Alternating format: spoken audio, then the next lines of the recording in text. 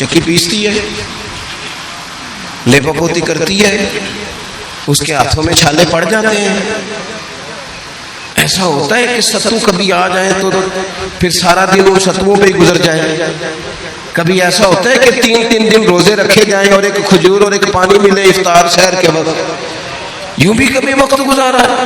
اور میرے عزیزوں یاد رکھنا، ہم نے جو مزاج اختیار کر لیا ہے نا اس وقت، یہ جو پوری دنیا میں گاڑیاں بھاگ رہی ہیں، ملک سے باہر لوگ جا رہے ہیں، دولتیں جمع ہو رہی ہیں، یہ ضروریات کا رٹا نہیں، یہ ضروریات نہیں، یہ خواہشات ہیں. ضروریات تو پوری ہو رہی تھی لیکن وہ جو خواہشات کی تکمیل تھی، وہ جو پڑوسیوں کی بڑی کار ہمیں پریشان کر رہی تھی، وہ جو گھر کے سامنے ایک پلاٹ تھا اور دل کر رہا تھا حویلی نہ بنا لوں، وہ جو ٹینشنیں تھی انہوں نے بہت بھگایا، لوگوں کو تھکا دیا. نظریاتی زندگی، اور نظریاتی زندگی میں کچھ کرنے کا عہد، کچھ ارادہ کیا جائے کچھ کام کرنے کا. دیکھو سارے لوگ ساری ڈیوٹیاں تو نہیں کر سکتے، میں یہ مائک آپریٹ نہیں کر سکتا، تو پھر میرا خیال ہے مجھے اس بندے کی بھی قدر کرنی چاہیے جو اسے چلا سکتا ہے. جو کام میں گاڑی میں سفر کرتا رہتا ہوں، وہ کہاں گھوم آتے ہیں تو میں تو سو جاتا ہوں کئی دفعہ گاڑی میں، لیکن ڈرائیور کو لوگ ڈرائیور کہہ کے پکارتے ہیں، حالانکہ تو سویا ہوا تھا، وہ تو جاگ رہا تھا. اس کی اہمیت کو سمجھنا چاہیے. ہم نہ زندگی میں کوئی بھی کام کریں، ایک تو کام کریں اور جو ایک کریں زندگی میں، لیکن ذرا سونا کر کے کریں. کوئی ایک مقصد بنا لیں، کوئی ایک مقصد ہو، کوئی ارادہ ہو، کوئی پروگرام ہو. نہ سمجھ آئے تو بخاری میں حدیث موجود ہے، ایک بوڑھی اماں حضور کی مسجد میں جھاڑو دیتی تھی. اور چلو کچھ کرتی تو تھی نا یار. اور دیکھو سعادت جھاڑو وہاں دیتی ہے جہاں 70,000 فرشتے سویرے آتے ہیں، 70 شام آتے ہیں. سبحان اللہ، سبحان اللہ. حضور کی مسجد شریف میں جھاڑو دیتی ہے خاتون. ہمارے ہاں تو خیر امام خطیب کی بھی کوئی قدر نہیں ہوتی، کوئی نہیں ہوتی. امام کبھی کو مشورہ دے لے تو کہتے ہیں اسلام زیادہ دیتا ہے، مولوی نواں لے آؤ، یہ مشورے زیادہ دیتا ہے، اس کو چینج کرو. اور مسجد کے خادم کی کوئی حیثیت، لیکن جو مسجد میں جھاڑو دینے کی فضیلت ہے نا، حضرت بابا فرید صاحب سے جب کو بندہ کہتا تھا نا دل بڑا پریشان ہے، تو بابا صاحب کہتے تھے مسجد میں جھاڑو دیا کر، اللہ سکون عطا کرے گا. سبحان اللہ، سبحان اللہ. مائک میں نہ بولیں جی، سنیں بات. مسجد میں جھاڑو دیا کر، اٹھ نہ فریدہ ستیا تے خلقت ویکھن جا، تے متے کوئی مل جائی بخشیا تے چل تم ہی بخشیا جا. اٹھ نہ فریدہ ستیا تے جھاڑو دے مسیت، اوے تو ستا ہے تے رب تے جاگدا ہے، تیری ڈاڈے نال پرید. اٹھنا کچھ کر. وہ خاتون چلو کوئی کام تو کرتی تھی نا. دیکھو نا گلی سے گزرتے ہیں لوگ، اب وہاں کھڈا ہے، سب کا موٹر سائیکل گاڑی سب تنگ ہوتے ہیں. جو بندہ بھی گزر رہا ہے نا روڈ پہ، وہ تبصرہ کر رہا ہے کہ دیکھو بلدیہ والے صحیح نہیں کراتے. تبصرہ جو سارے کرتے ہیں، ایک کئی تے ایک دا بڑا، 2 بندے درکار ہیں، رستہ ٹھیک ہو جاتا ہے. پر اتنی محنت کرنے کو کوئی تیار ہے؟ کیونکہ ہمارے ملک میں جو شے سب سے عام ہے وہ تبصرہ ہے. تبصرہ کرو صبح شام جتنا ممکن ہے، تبصرے کرو، ڈیوٹی یہی ہے ہماری. وہ خاتون مسجد شریف میں جھاڑو دیتی تھی، کوئی زندگی کا مقصد تو بنایا، کوئی نظریہ تو ہے. صحابہ نماز پڑھ کے چلے جاتے، خاتون جھاڑو لیتی، حضور کی مسجد شریف میں جھاڑو دیتی. بیمار ہو گئی، قربان جائے، حضور تیمارداری کے لیے تشریف لے گئے. رات کو انتقال ہو گیا، ٹھنڈ کا موسم تھا، حضور کا حکم ہے جلدی تدفین کر دو. صحابہ نے تکلیف دینا مناسب نہ جانا، اس خاتون کی تدفین کر دی. سارا کچھ جاننے والے رسول جو فرش پہ کھڑے ہو کے عرش کی خبریں دے، وہ تشریف لائے اور آ کر کے پوچھا خبر کیوں نہیں دی مجھے؟ اس بوڑھی کے جنازے کی کوئی کام تو کرتی تھی نا، کوئی ڈیوٹی تو تھی نا، خبر کیوں نہیں دی؟ ویسے تو وارث جنازہ پڑھ دے تو دوسرا جنازہ جائز نہیں، وارثوں نے نہ پڑھا ہو تو دوسرا جنازہ پڑھا جا سکتا ہے. حضور تو خود وارث ہے نا ساری امت کے. تو رسول کریم قبر پہ کھڑے ہو کے فرمانے لگے صفے بناؤ، میں دوبارہ جنازہ پڑھاؤں گا. سبحان اللہ. میں دوبارہ جنازہ پڑھاؤں گا. کیوں؟ زندگی میں کوئی خدمات تو ہے نا، کوئی ڈیوٹی تو ہے نا. پہلے تو ہم کچھ کرتے نہیں، اور اگر کرتے بھی ہیں تو صرف دوسروں کا دھیان ہی رکھتے ہیں. دوسروں پر توجہ ہوتی ہے کہ فلانا فلانا. بھئی آپ اپنا کام کریں. کچھ زندگی میں کر گزرے، کوئی ڈیوٹی کریں. اگر زندگی نظریاتی ہوگی، دیکھو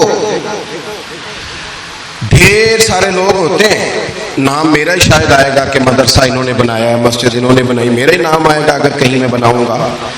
لیکن زمین دینے والے کا بھی ایک کردار ہوتا ہے، اس میں نقشہ نویس کا بھی ایک کردار ہوتا ہے، اس میں ایک اینٹ خرچ کرنے والے کا بھی کردار ہوتا ہے.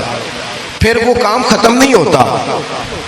سریا وہ لینٹر ڈالنے والے جو ہوتے ہیں، ان میں جو سریا باندھنے والا ہے وہ بھی ایک قیمتی کردار رکھتا ہے. پھر کہتے ہیں الیکٹریشین کو بھی بلاؤ. پھر یہاں بھی کام ختم نہیں ہوتا. پھر اور اس کے گرد ڈھیر سارے لوازمات ہیں. جو بندہ جو کردار ادا کر، عالم اگر کتاب لکھ بھی دے تو ہو سکتا ہے کتابت نہ کر سکے، اور اگر کاتب بھی ہو تو ہو سکتا ہے اسے پبلش نہ کر سکے. تو یہ کچھ نہ کچھ خدمات، کچھ نہ کچھ ڈیوٹیاں. حضرت مولا علی شیر خدا نے چھوٹی عمر میں کہا تھا یا رسول اللہ دین کی مدد بھی کروں گا، آپ کی حفاظت بھی کروں گا. 63 سال عمر پائی اور ہر میدان میں اگلی صفوں میں، ہر میدان میں اگلی صفوں میں، ہر میدان میں اگلی. حضور سے وعدہ کیا تھا یا رسول اللہ ڈیوٹی کریں گے، خدمت کریں گے. ہمارے ہاں یہاں تو منصوبہ بندی ہو رہی ہے. امام غزالی سے آ کے کسی نے کہا حضور کو بندہ مخلص ملتا ہی نہیں، یہ بھی غلط ہو گیا، وہ بھی غلط ہو گیا. تو امام صاحب فرمانے لگے چل تو ہی مخلص ہو جا، تیری شکل میں تو کچھ لوگوں کو مخلص بندہ مل جائے، کچھ کر تو صحیح، نہ صرف تبصرے.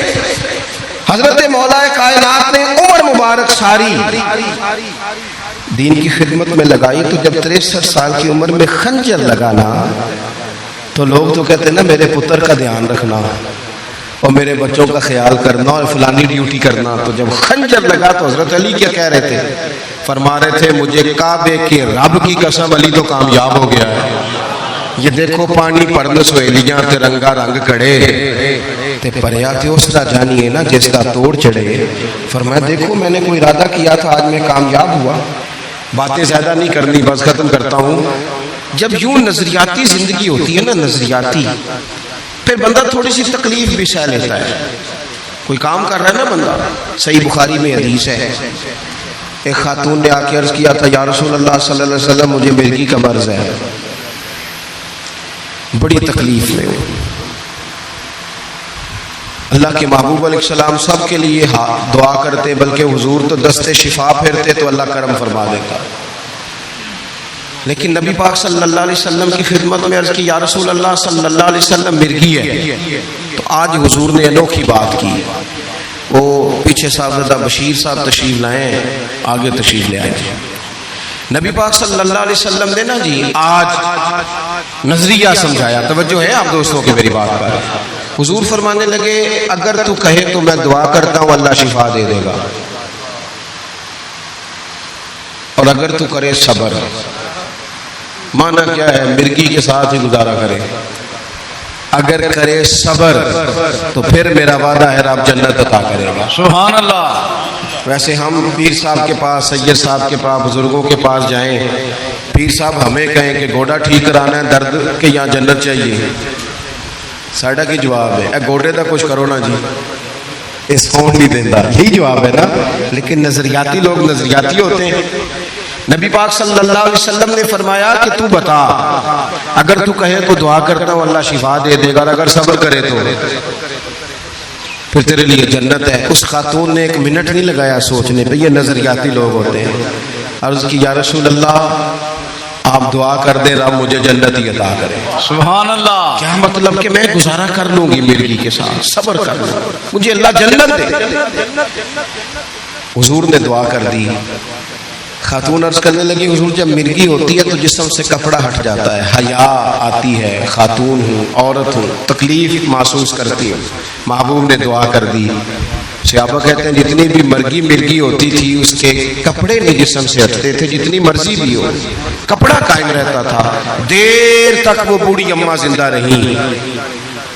خواتین ایک دوسرے سے کہا کرتی تھی کسی نے جنتی دیکھنی ہے تو اس بی بی کو دیکھو، اسے دنیا میں حضور نے جنت کی بشارت. سبحان اللہ. نظریہ ہوتا ہے، نظریہ. ویسے آنا جانا، تصویریں بنانا، گھومنا پھرنا، پلاننگ کرنا چلتا رہتا ہے. لیکن جو نظریاتی لوگ ہوتے ہیں انہیں ذرا تھکاوٹ بھی تھوڑی ہوتی ہے.